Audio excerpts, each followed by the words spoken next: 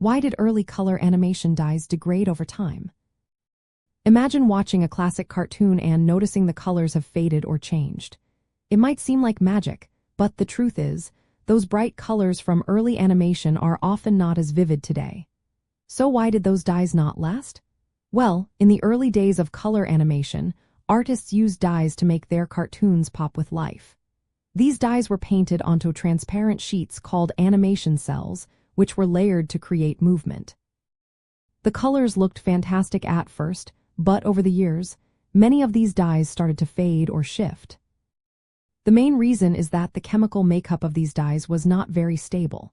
Most of the dyes used back then were organic, meaning they were made from carbon-based compounds. Organic dyes are sensitive to environmental factors like light, heat, moisture, and pollution. When exposed to sunlight or artificial light, especially ultraviolet light, the high energy breaks the chemical bonds in the dye molecules. This process causes the colors to fade or change.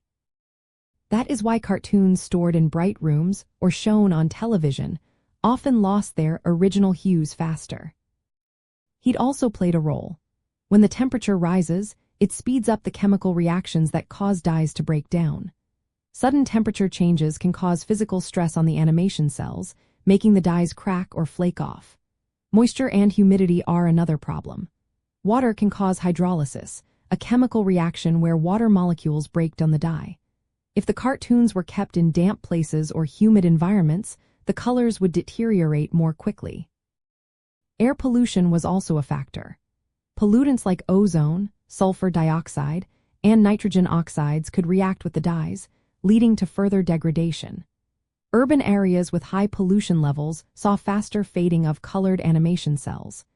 Biological agents like mold and mildew could attack the dyes if the cells were stored in damp conditions. These organisms could eat away at the colors or produce chemicals that changed the appearance of the cartoons. In simple terms, the dyes used in early color animation were not designed to last forever. The materials and technology available at the time were limited. That is why many classic cartoons have faded or changed over the years. Preserving these works requires careful storage and handling to slow down the degradation process. Understanding these factors helps explain why the vibrant colors of old animations are sometimes less bright today.